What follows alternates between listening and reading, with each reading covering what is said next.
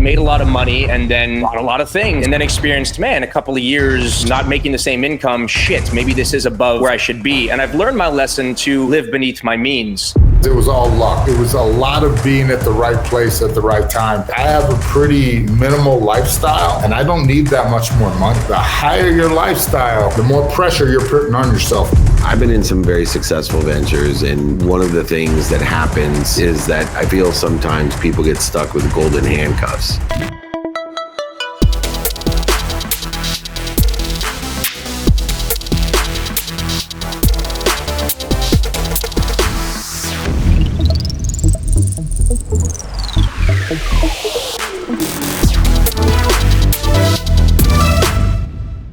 That's right. Welcome to Celebrity Entrepreneur Show with James Maslow. And who else is with us today, James? We got the one and only Forrest Griffin. Welcome to the show, brother. Hey, guys. What's happening? Thank you for having me. Look, I just want to get ahead of this. We spoke about it briefly, but as we're setting up the studio, it's improving every episode, all right? You know that. You see it happening. Is there a new couch? Yes, there is. Am I putting a chair in front of the couch? Yes, I am, because we don't quite have the cable link. Look, we're couch chairing it today. We're couch chairing it. I just wanted to acknowledge that I understand it's a bit weird, but I like it. All right. Hey, David, no jokes about having a couch in the office like that, okay? That would be inappropriate. You know my age, so you know that's true. I was going to comment on the weird green shadow that's created by his lamp. Thank you. I appreciate that. That's I just got back from Egypt. The right choice. I just got back from Egypt, so I'm very alien filed, and I'm looking for things that look from something from above. So that looks like a spaceship. I like it. Anyway, this is like, for me, why I do these silly shows, because I sat there all day and, you know, as I'm going through the normal stuff and I'm thinking to myself, I cannot wait till 4:00 Pacific time, because I get to hang out with Forrest and James, and it's like an excuse to have this show just to reconnect. It's like the new way of calling your friends is, you know what? I'm not just going to call James every week. I'm just going to have a show with James and then invite all my celebrity friends to come join us for 20 or 30 minutes so we can hang out. Great excuse to catch up. Yes, it is. Absolutely. Yeah. So let's talk about catching up, Forrest. You know, you are the vice president, I believe, of performance at, of course, the amazing, whatever that sport's called. Some people know it. UFC. It's a small little entity, UFC. I think I've heard of it. It's, you know, it's one of these days it's going to break through. You just it will. Believe me, it's going to work for you. It's so cool because you, from being, you know, one of the innovators and creators of the UFC, have this humility about you that is so attractive to everybody that meets you. And it doesn't change. As big as the UFC gets, as big as your job gets, and as much as people respect, admire, and love you, you still remain the same. What is it about you that Well, it's funny you say that. It's because I realized it was all luck. It was a lot of being at the right place at the right time. And other people will look and say, hey, Forrest, man, you have been really lucky. And I have. But in my career and in my life, I've had amazing good luck. And I've had a lot of bad luck, too. It's funny. Luck as it comes is not all one size fits all. It's not all good. So yeah, I've had all the luck. I've been in the right place at the right time, and I've been at the right place at the wrong time a couple times too. But yeah.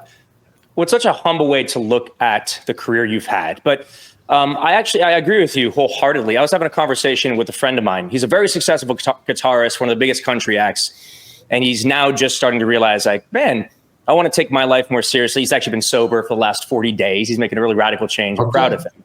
But we were speaking about the subject of luck, and I think that all of us have to acknowledge, of course, luck has played a large part in us being in the right rooms at the right time, in front of the right people at the right time.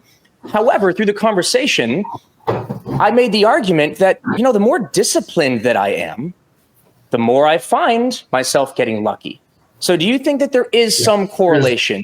It's called the Lucky Brand gi. It was a gi, you know, that you wear for jiu-jitsu, and it said on the back, well, it said, get off my back. But then it said, the harder I work, the luckier I get, right? Luck is when opportunity meets preparation and hard work or something like that. I don't know. But yeah, Success comes from preparation meets opportunity. I love that. Yeah, but and then the other piece to luck is taking your shot, taking the right risk at the right time. There's a lot of people who are prepared. A lot of people have done the work.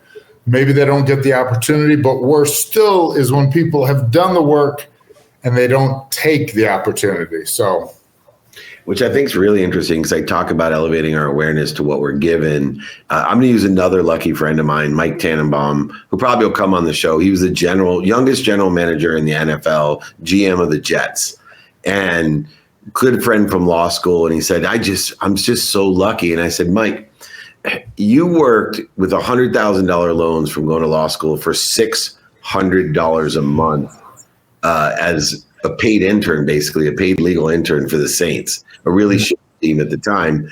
And you made an investment in yourself and you took a big risk where I was too afraid to do that. And so I just went with the highest paying job I could get out of law school because I had $100,000 of loans. And I felt that I was lucky because I was able to pay off my loans. And he felt he was lucky because he took $600 job. There is this idea that if we put in the hard work and we prepare, we have to be aware of what we're given. We have to see some of the bad luck as an opportunity to move us to a protected, a better place. And a lot of people aren't aware of all they're given, meaning I'm given this bad luck, I'm given this pain to indicate I got a better place to be. And some people stay in the bad luck. They don't see it as an indicator. Was there a moment that you can remember where bad luck was really an indicator, which turned into actually good luck because you have that grateful awareness of being given an opportunity? Well, yeah, it's funny. So I got a horrible staph infection. I was on antibiotics for 5 weeks. I had to get my legs scoped out. It's crazy. I'll share the pictures. So you didn't wear a condom when you were younger? Is that what you're trying to say? Well, I was younger. You don't know what you don't know. Wow. So yeah, starting off strong here, David. Way to go. It's been a long day. Tell. Yeah, David's like your grandpa. He can get away with it, though. It's just David. Yeah, exactly. But so I ended up losing a fight that I really wanted, and by virtue of not fighting that fight and having to wait 6 months, I actually got the opportunity to fight Shogun, and beating Shogun was the opportunity that got me to get to the fight for the championship. So.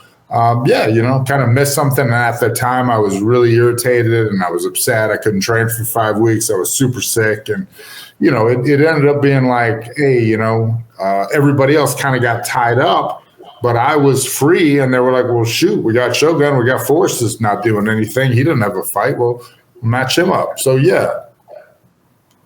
That's but awesome. mostly I think about it, it's been bad luck. It's mostly bad luck. But if you look at that bad luck as a learning opportunity, I think that's kind of the moral of the story here. That is when you learn, because we don't learn when we win, at least not nearly as much as when we lose. When you win, you went, man, I got it right, so I must know what I'm doing. When you lose, pardon me, at least I go back to the tape, whether it's literally in a sport like yours or me on stage or my life with investments, and go, where did I fuck up? And really, from those moments, I've found more growth. Similar one, I spoke to Dave about this, been bitching about it today for the last 2 years. In terms of some of the entrepreneurial side of my life, I've invested into real estate quite a bit. And I had a property in Miami that I bought to live in. That's when I was living there. And I thought, this is going to be my home. We want to go big. We want to do this big renovation. And it has taken almost 2 years just to get permits. But had it not, we might have been living in there and I wouldn't be here in Nashville. I have found so much solace and comfort. And I really feel like I found home here. So in a very literal sense, that bad luck of it taking monumentally longer than it was supposed to, it offered me an opportunity that I wasn't even thinking about at that moment. So it was kind of through the suck and the frustration that other doors opened. That's a really good point. And, one day when I lose, I guess I'll try to take that as a learning opportunity. Hadn't happened yet, but one day I'm sure I'll need to do that. No, that's, Miami, what a dump. Sounds all right, though. I don't know. Like the Vegas of Florida, bro. So anyway. Like the Vegas of Florida. You know what? What a dump, right? Like Vegas, but you also get one of the most gorgeous fucking beaches in the world. So it's like where you live, just even better. Having said that, what you don't realize is Vegas is all beach. It's all beach. There's one big sandy, dry, deserty beach. Yes, hey, I lived in Summerlin for 2 years. All right, I can talk a little bit of shit. I got love for it. I do, but I don't live there anymore. When Dave in California fall into the ocean, we will be the coastline. The ocean will come to me eventually. And then Dave's going to be moving in with Forrest Griffin and his family. So don't wish upon myself. I'll take your beach property. I have a question. As I got older and had good luck and bad luck and made mistakes and more mistakes, but never lacked commitment to make up for my mistakes or learn from them. I've learned not to take things so seriously. And one of the things I really admire about you, because you not only help people with their performance, but you perform at a very high level. People behind your back, not in front of you, like me, they say really nice things. Everyone, more than most people, behind your back. I love hearing how many compliments and how much people admire you and how much you help them and, have impacted their lives. But with all that serious impact and work that you do, you maintain, and I try to, like you, like just this great demeanor of making everything fun, not taking it so seriously. And you're in a serious multi-billion-dollar business and you have a lot of responsibility. Is there an internal conflict between what I see outside of? No. So here's the deal. You get the feelings you get, and you metabolize them however they want. It's the stupidest thing, but worry never solved anything. If you worry, which I do, start working. If you want worry to go away, just start working towards that project and lose yourself in the project. You'll stop worrying about it. If you're worried, it's because you didn't do something you maybe should have done. The other thing is it just doesn't matter. That's one of my favorite movies. If you've ever seen Meatballs. Yeah. It doesn't matter. It just doesn't matter. It's the best. It's my favorite. It's like really how much of this really matters at the end of the day. I was just listening to a podcast because I don't read books, but I do listen to podcasts with smart people. And you're just talking about, like 100 people on their deathbed. What were, was it the notes they missed on that meeting? Was it their family? The other thing too is like I have a pretty minimal lifestyle, and I don't need that much more money. So I don't need, and this sounds however it sounds, but I don't need people that much. Like I don't need to go hustle for $5,000 to do that speaking engagement. I just don't need to, Yeah. And so that's the other thing that I would try to tell, people that come through that care to kind of engage a little bit is, the higher your lifestyle, the more pressure you're putting on yourself. And that's fine. If that's what you want, good, do it. But for me, it's not a financial pressure. I feel pressure because the team, my business unit, the Performance Institute, everybody works so damn hard. And I want to keep up because you're competitive in nature, right? So we're all competitive. So when you're around people that are constantly pushing the envelope, you're like, I got to get in there. I got to start moving. I got to work towards these goals.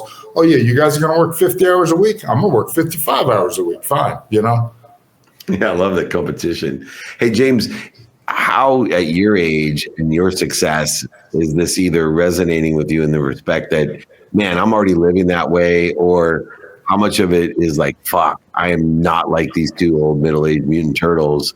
I'm still stuck in, the buying shit I don't need to impress people I don't like stage of my life. First of all, Forrest, can you see him trying to drag you into his age bracket right now? I'm sorry. That's even to me. Hey, look, I'm closer to him than you, unfortunately for me. That's by the way, that's why David wanted to do this one remotely. He was afraid to do it in person because he's going to talk some shit like that. And I would, if I were him, be afraid too. He also didn't want to have to see how handsome you are in person. He's like spared himself that. I'll take that. Yeah, we're gonna do a filter on David before we post this. Don't you worry. Yeah, thank you. No, look, that's a great question. I've experienced both in my life, where I'd made a lot of money and then bought a lot of things and a car that I wanted, but maybe didn't need, and then experienced, a couple of years not making the same income. Shit, maybe this is above where I should be. And I've learned my lesson to live beneath my means. However, then like this year, I've gone, well, I've got enough money to make another investment, and maybe I can, cash out refi here and leverage that and make another investment. And this is a year where I've done 3 properties plus some tech investments, plus a lot of entrepreneurial stuff that, while all of it has been for the purpose of making future money, for the purpose of investments, it is still a stress. So I'm not spending money for the most part on lifestyle, because I don't really give a shit to impress people anymore. I drive the cars that I want to drive. And for me, that's a big pickup truck out front. That's what I love. And it's my 72 Bronco. Those are my cars. They're not Lamborghinis, because I just can't, I don't want to waste money on stuff like that right now.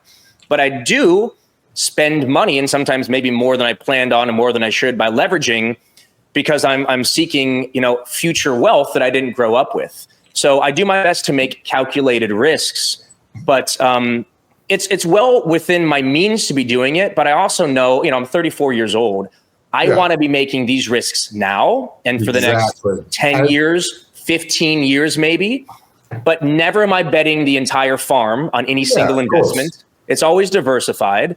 And I don't want to be living under this level of stress later when I have kids. So it's a mixed bag for me. Yeah. As a unregistered, uncertified financial advisor, that is the right course for you. You're in the middle of it, right? Like, I'm pushing 50. David, well, we don't want to talk about that, but it's not, you're still in that stage where you can afford to be aggressive. If you lost it all tomorrow, you could work and get back, Do you have kids? I don't have kids yet. It's me and my girlfriend. It's completely free. You are completely free. Doesn't matter. That's exactly right. I mean, I certainly have responsibilities. I do take care of a lot of people in my family, but I think about that all the time. I'm like, you know what? Maybe I wouldn't make this move if I had a few more mouths to feed, but I can make this move because I got time to continue to earn.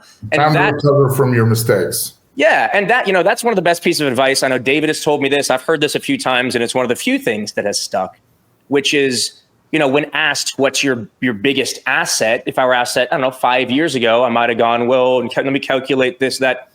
My biggest asset and your guys' biggest asset is still our ability to make money. That will go away eventually. Right now, I have that in spades. And so I focus on that quite a bit. And that's part of my decision-making with, investments and taking risks. Yeah. So I'm going to, first off, that's a great point. The other thing I'll say is where I'm at. I'm in my work peak. I'm in the time, I have a 13-year-old daughter and a wife. I'm in the time where they want me the most. I'm in the time where my parents are getting up there. They want to spend time with me the most. And it's just unfortunate in your late 30s to like early 50s, that's when everybody wants you. That's when your work, you're desirable. Your family, they need you. Your parents, they need you. So, and then, as you get older, people need you less. So it's just, it's just kind of a thing, as you go through, you have to balance your burdens and decide. How do you prioritize? That word balance is thrown around a lot, but how do you find that? How do I prioritize? Prioritize and find whatever version of balance you have. I re-asked the question to delay in time that I would hope that I would come up with an answer. Good tactic, by the way. I do that all the time. In that additional 3 seconds, I did not come up with. All right, well, David. Next time we're in the office, I'm going to do it for you. So I do this with people. I did it with a football team. I say, hey, what are your goals? What do you want? What do you want? Time, money, this, that. What are your goals? And then, all right, how can you achieve these goals? And first, these guys they're actually professional football players, right? And the biggest thing is, look, you can buy freedom with money. You can buy your time back with money. If you can make I don't clean my yard. I haven't done my yard in like 6 years. I don't even know what happens. Like when my sprinklers break, they just magically fix themselves. Why? Because a guy does that, Mm-hmm. We have somebody come clean the house once a month. I don't really like to dust. I don't know how to do that. That's not a thing I'm going to do. Again, so what can I do with my time to buy more time, right? So how can I monetize my time, right? So I work my job and I have some investments, and then I take that money and use it to get time back. So I also don't drive a nice car because I don't care, and I don't fit in a Ferrari or whatever. Those are pretty uncomfortable for me, actually. But, then I start buying my time back. So obviously time is always your biggest asset and your biggest priority. And one of the other things when you're I just made that up on the spot. That might not even be true. It wasn't half bad for us. It was pretty good. I bought most of it. Yeah. I bought all of it. I buy whatever the guy says. I've been in some very successful ventures, and one of the things that happens is that I feel sometimes people get stuck with the golden handcuffs. And the golden handcuffs are only the pay opportunity, but the prestige and access opportunity. Identity. Yeah. And, I know years and years ago when I was approaching 50, working with Lee, it was a long time ago, but Lee Steinberg, it was a really difficult job because Lee, had a disease that's called alcoholism, and I'm dealing with a lot of egos working for the most notable sports agency in the world as CEO.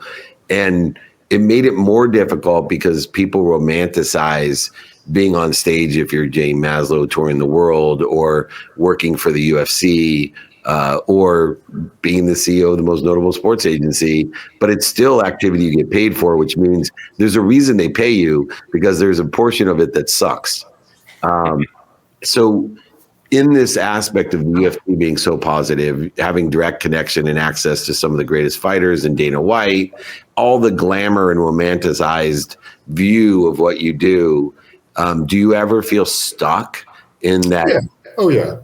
Well, I mean, I think, kind of you hit on it earlier, that for me, it's my identity. I do, for whatever reason, my involvement with the UFC, a lot of my personal respect for myself or whatever, or when I introduce myself, it is something I'm kind of proud of, where I feel like I've done a good job, or, so definitely there's part of that.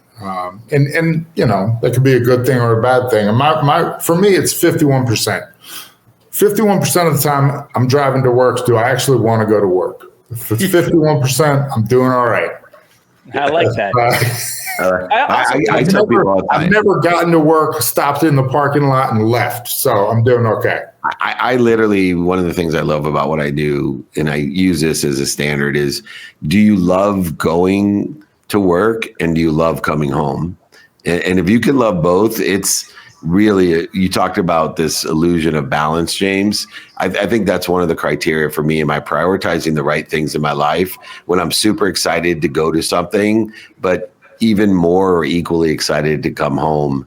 That's a pretty good indicator that you have some sort of semblance of a weighted balance in circumstances that exist.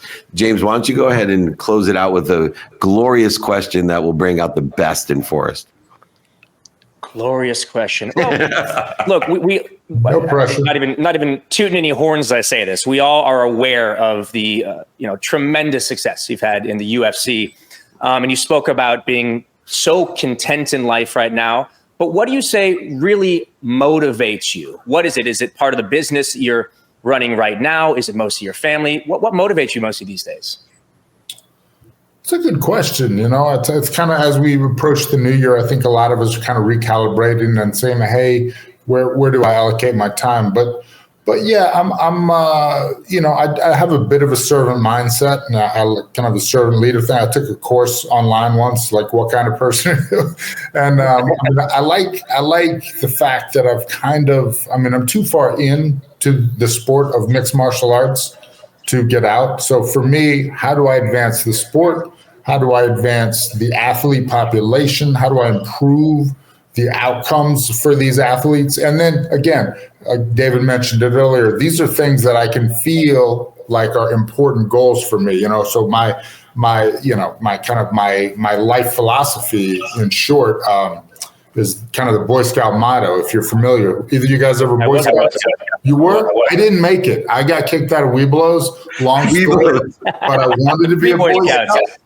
So my understanding was their motto, like when you go to a campsite, is to leave it a little better than you found it.